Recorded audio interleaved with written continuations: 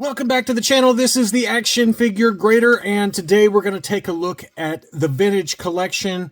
And we've got a focus today on Canada. Not all of these are Canadian vintage collection, but there's been a number of them that have sold this past week or so that I wanted to cover.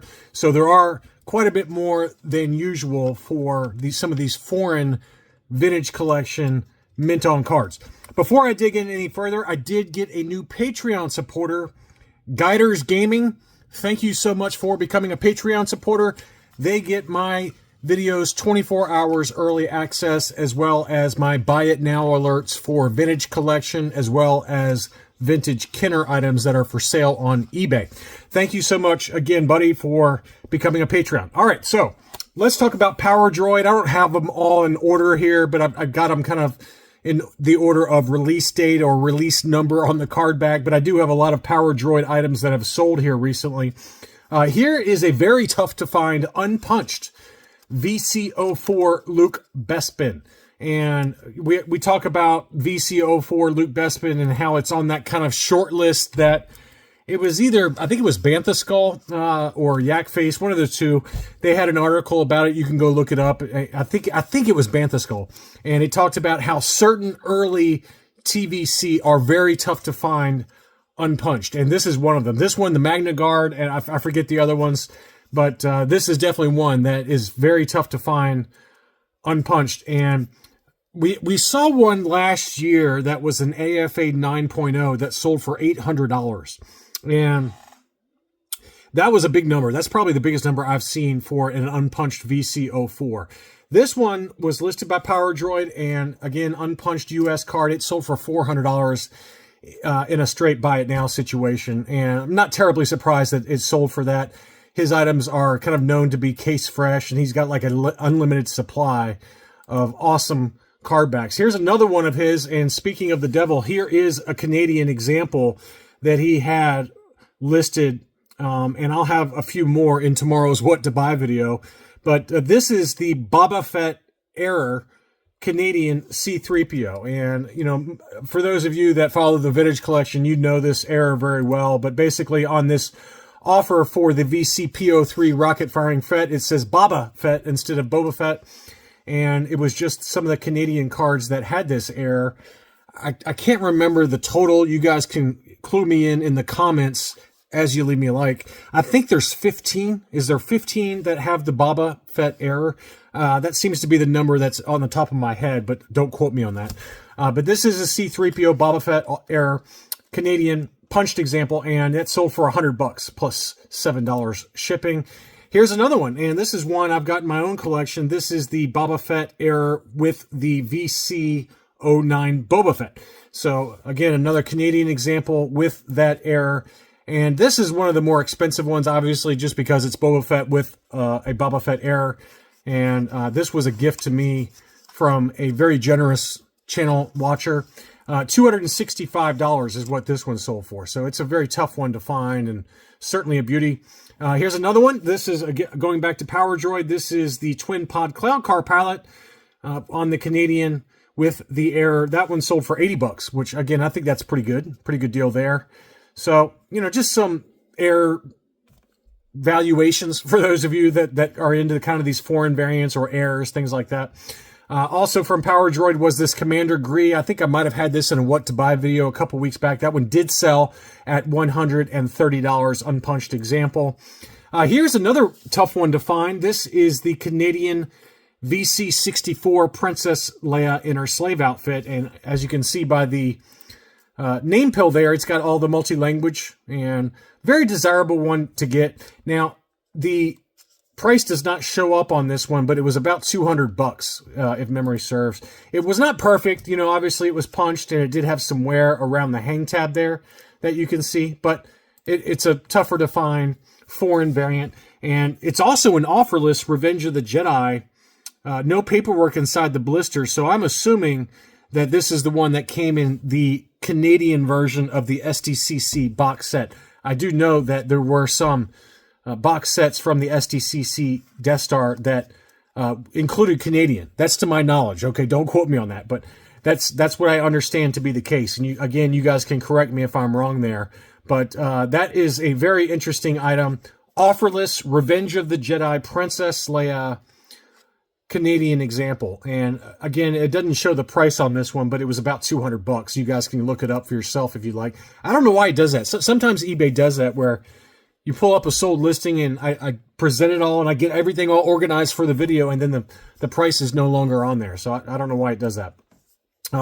Back to Power Droid. This is a pretty good deal, but still a Sean unpunched. Obviously, the character debut with the prototype Boba Fett offer sticker. That one sold for $95 plus $7 shipping. And here's another Canadian rarity, probably the most expensive, but how prices have fallen on these, right? This is the VC20 Canadian variant for Yoda. Obviously, the alternate image from the Empire Strikes Back packaging, multi-language name pill. And this one was a punched example, and it was not perfect. You can see some very, very minor edge wear at the top of the card, as well as on the right-hand side. That might just be reflections, but to me, it does look like it might have a little bit of edge wear to it, but very minor, really. I mean, it's not bad at all. It's got a little wear around the hang tab. Here's the back of it. I mean, this is a pretty good example, right?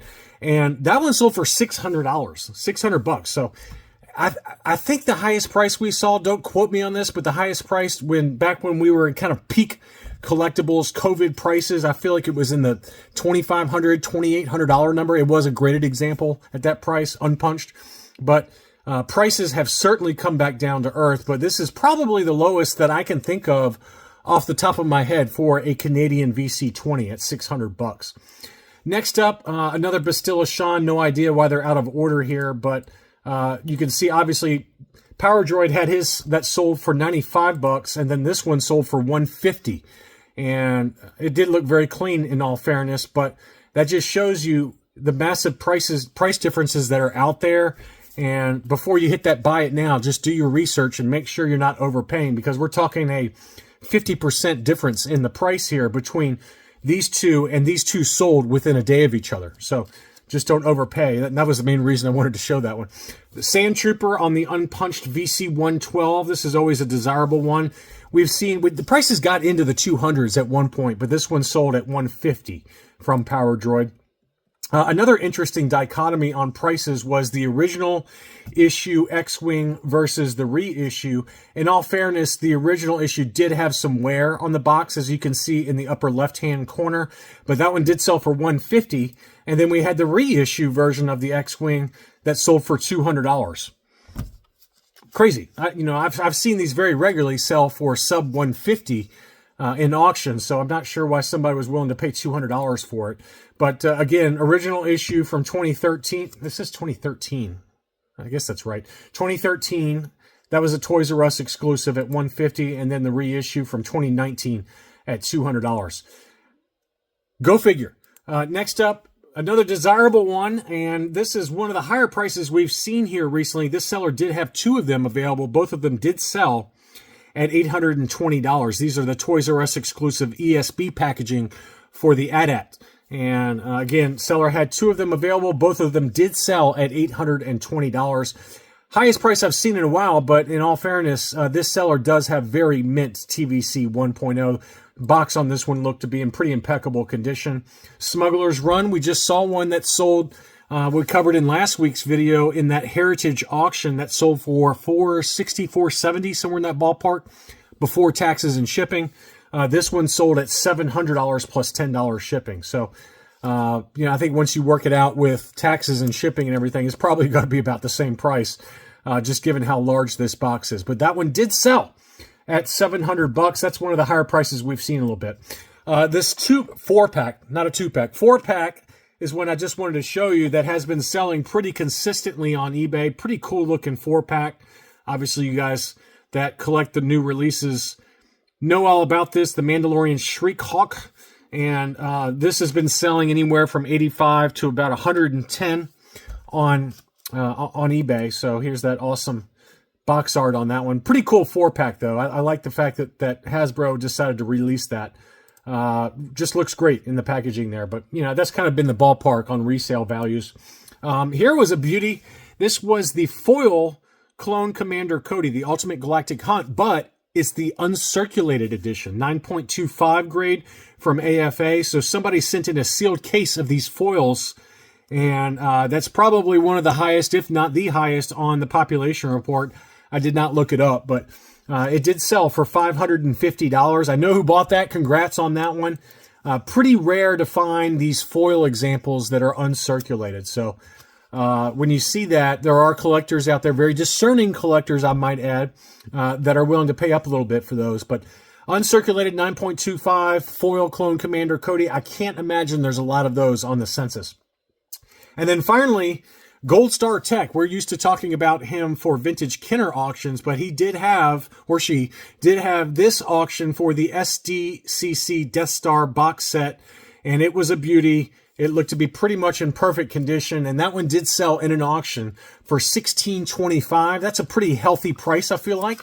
They got down, I think we've seen some in the $1,300, $1,400 range, but this one did sell free shipping for $16.25. And congrats whoever picked that one up. That one was a beauty. Anyway, I hope you enjoyed this look at recent sales for the vintage collection. Thank you as always for watching, and I'll be back soon.